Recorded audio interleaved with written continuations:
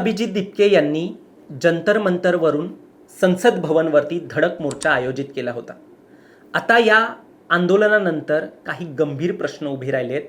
ते म्हणजे अभिजित दिपके यांना कालच्या आंदोलनामध्ये एकटं पाडण्याचा प्रयत्न झाला का?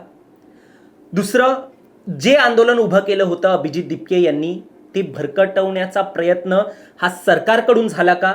आणि महत्त्वाचं म्हणजे अभिजित दिपके हे एका बाजूला राहतील, त्यांची टीम ही विखुरली जाईल, अशा प्रकारे काही नियोजन हे सरकारचं होतं का? हे प्रश्न उभं करण्याचं कारण म्हणजे आता अभिजित दिपके यांनी कालच्या आंदोलनानंतर काही गंभीर आरोप केलेत आणि प्रश्न निर्माण केलेत. त्यांचे नेमके आरोप काय आहेत हे मी तुम्हाला सांगतोच. ते कसं शक्य झालं, एकूण त्यांना एकटं पाडण्याचा प्रयत्न कसा झाला, हे यावरती स्वतः दिपके यांनी काय म्हटलेले आहेत, ते आरोप काय आहेत, आणि शिवाय आता हे आंदोलन आजच्या घडीला कुठल्या स्तरावरती आहे आणि त्याची दिशा पुढची काय असेल हे देखील आपण या व्हिडिओच्या माध्यमातून जाणून घेतोय. माझं नाव ओंकार साळवी आणि या विषयाला आपण सुरुवातीपासून सुरू करूया. कालची घडामोड आपल्याला एकूण माहिती आहे. जंतर मंतरवरती कशा प्रकारे आंदोलनाला एक जे काळीमा जी आहे ती लागलेली आहे, लोकशाहीला ही जी आहे ती काळीमा लागलेली आहे. एकूण कशा प्रकारे जे आंदोलक होते त्यांच्यावरती कसा लाठीचार्ज झालेला आहे हे देखील आपण पाहिलेलं आहे. एकूण या लाठीचार्जमध्ये दिपके यांचं म्हणणं आहे की 150हून अधिक लोक जे आहेत, विद्यार्थी जे आहेत, ते हॉस्पिटलाइज झालेले आहेत. पोलिसांनी कशा प्रकारे या आंदोलनाला एक दिशा दिलेली आहे, यामध्ये पोलिसांवरती देखील गंभीर आरोप हे दिपके यांनी केले. ते नेम टॅग जे असतं पोलिसांचं ते तिकडे नव्हतं, त्यांना नावं दिलेली नव्हती आणि एकूण सिव्हिल युनिफॉर्ममध्ये जे कोणते पोलीस असतात त्यांना देखील लाठी देण्यात आली आणि त्यांना पोलिसांकडून विद्यार्थ्यांवरती एक लाठीचा जो आहे तो त्या लोकांकडून करवण्यात आला, अशा प्रकारचा आरोप दिपके यांनी केलेला आहे. महत्त्वाचं म्हणजे या सगळ्यामध्ये त्यांचा महत्त्वाचा आरोप होता की त्यांचं आंदोलन हे भरकटवण्याचा प्रयत्न झाला, दिपके यांना एकटं पाडण्याचा प्रयत्न झाला. आता या आरोपावरती प्रतिक्रिया देताना त्यांनी म्हटलं की काल JP नड्डा यांच्या बैठकीसाठी आम्हाला बोलवण्यात आलं होतं. त्यासाठी सौरव दास जे त्यांचे प्रवक्ते आहेत ते JP नड्डा यांच्या भेटीला जाणार होते, त्यांच्या घरात रेसिडेन्समध्ये जाणार होते. ते तिकडे गेले. त्यांना सौरव दास यांच्या म्हणण्यानुसार त्यांना भेटी अगोदर 2 तास हे बाहेर थांबवण्यात आलं. त्यानंतर फक्त 10 मिनिटाची बैठक झाली आणि या बैठकीमध्ये पुढच्या लेवलला ही सगळी जी तुम्ही मागणी केलेली आहे ती आम्ही पुढच्या लेवलला सांगू, वरिष्ठ लेवलला सांगू. मात्र त्यांनी काही आश्वासन जे आहे ते JP नड्डा यांनी दिलं नाही. यामध्ये काय झालं तर अभिजित दिपके यांचे जे आंदोलक होते, सोबतचे सहकारी होते, ते विखुरले गेले. 2 जण जे होते प्रवक्ते ते JP नड्डा यांच्या घरी गेले आणि तिकडे त्यांना बराच वेळ थांबावं लागलं.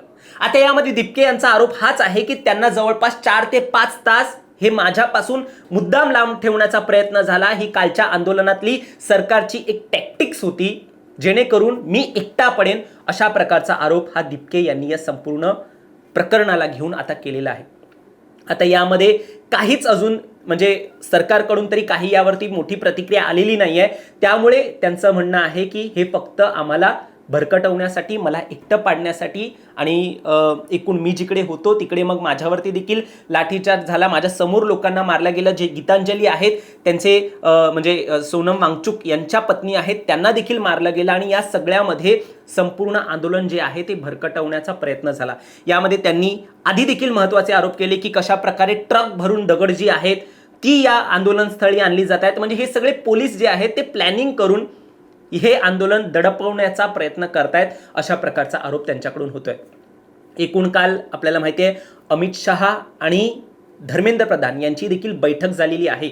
मात्र या बैठकीमधून काहीच महत्त्वाची माहिती ती अजूनही बाहेर आलेली नाहीये. त्यांचा राजीनामा होणार का हे देखील बाहेर आलेलं नाहीये. मात्र सगळ्यात चर्चेचा विषय हाच ठरला की कसे धर्मेंद्र प्रधान यांच्यासाठी ड्रायव्हर हा गाडी उघडतोय आणि ते हसत हसत त्या संसद भवनातून जात आहेत. एवढी लोक बाहेर मार खात आहेत, विद्यार्थ्यांवरती, आंदोलकांवरती अश्रुनाळ्याच्या धुळकांड्या जे असतात, धूर जे आहेत त्याच्या कांड्या जे असतात ते फेकले जात आहेत आणि मुलांची डोकं फुटत आहेत. आणि असं सगळं असताना संसद भवनातून हे जे प्रधान आहेत ते राजीनामाचं दूरच हसत हसत बाहेर पडतायत, अशा प्रकारचे आरोप झाले. आता एकूण या आंदोलनाची पुढची दिशा काय असेल हे देखील आपण जाणून घेऊ. आजच स्वतः अभिजित दिपके यांनी माध्यमांसमोर सांगताना म्हटलेलं आहे की वांगचुक हे अजूनही प्रोटेस्ट करतायत, ते उपोषणावरती ठाम आहेत. आम्ही म्हणत होतो कालपर्यंत, आम्ही त्यांना एक मनवलं देखील होतं की आपण तुमचं उपोषण सोडवूया, कारण की 20 ते 23 दिवस झालेले आहेत आणि यामध्ये अजून उपोषण करणं हे तुमच्या तब्येतीसाठी चांगलं नाही आहे. हे बोलून आम्ही वांगचुक यांना म्हटलं की तुम्ही आंदोलन सोडवा, आणि ते तयार देखील झाले होते. मात्र ज्याप्रमाणे काल ब्रुटॅलिटी झालेली आहे, एकूण आंदोलक जे आहेत त्यांना मारण्याचा प्रयत्न झालेला आहे आणि त्यांच्यावरती दडपशाही आणलेली गेलेली आहे, त्यानंतर आता वांगचुक सर जे आहेत ते उपोषण सुरू ठेवणार असल्याचं त्यांनी सांगितलेलं आहे. आणि आता याच्या पुढे दिपके हे आता जी सरकारने चाल काल खेळलेली आहे त्यानुसार ते म्हणतात की आता आम्ही जंतर मंतरवरतीच आंदोलन करू, तिकडेच थांबू, सरकारने आता आमच्याकडे यायचंय, आम्ही त्यांच्याकडे जाणार नाही, अशा प्रकारची प्रतिक्रिया ही दिपके यांनी दिलेली आहे. म्हणजे आंदोलन जे आहे ते आता पुन्हा एकदा जंतर मंतरवरतीच सुरू आहे. त्यांचं म्हणणं आहे की विद्यार्थ्यांचं म्हणजे जीव जो आहे तो या सगळ्यामध्ये धोक्यात टाकते, हे सरकार धोक्यात टाकतायत आणि आम्हाला त्यांचं असं रक्त वाहिलेलं नको आहे, त्यामुळे आम्हाला आता आंदोलन पुढे न्यायचं नाहीये. आम्ही आता मार्च तरी काढणार नाही, मात्र जंतर मंतरवरतीच आम्ही आंदोलन करू. वांगचुक हे उपोषण सुरू ठेवतील. या सगळ्या दरम्यान दिपके यांनी खूप गंभीर आरोप केले की एका मुलीला तर मानेवरती मारण्यात आलं काठीने, ज्याच्यामुळे आता ती हॉस्पिटलाइज झालेली आहे. भरपूर काय काय गोष्टी ज्या आहेत त्या घडलेल्या आहेत आणि या सगळ्यामध्ये आता सरकारला धर्मेंद्र प्रधान यांचा राजीनामा द्यावाच लागेल. हे आंदोलन तोपर्यंत थांबणार नाही जोपर्यंत राजीनामा मिळत नाही. तुम्हाला या सगळ्यावर काय वाटतं? खरंच हा असा प्रयत्न जो आहे, ही टॅक्टिक्स मानायला लागेल का सरकारची, की अभिजित दिपके यांना एकटं पाडण्याचा प्रयत्न झाला, त्यांचे प्रवक्ते हे बोलवून घेण्यात आले, वांगचुक यांना हॉस्पिटलाइज केलेलं आहे आणि या सगळ्यामध्ये दिपके यांच्या आंदोलन हे भरकटवण्यासाठी देखील प्रयत्न झाले का? तुमचे मत जे आहे ते आम्हाला कमेंटमध्ये सांगा. आणि या सगळ्यावर काय वाटतं, म्हणजे एकूण आता हे आंदोलनाची दिशा ही कशी असेल, यावरती प्रधान यांचा राजीनामा घेतल्याशिवाय हे आंदोलन थांबायला नको आहे का? तुमचं मत देखील आम्हाला कमेंटमध्ये नक्की सांगा. आणि असेच घडामोडी अपडेट्स पाहण्यासाठी सबस्क्राईब करा प्राईम टाईम महाराष्ट्राला. धन्यवाद.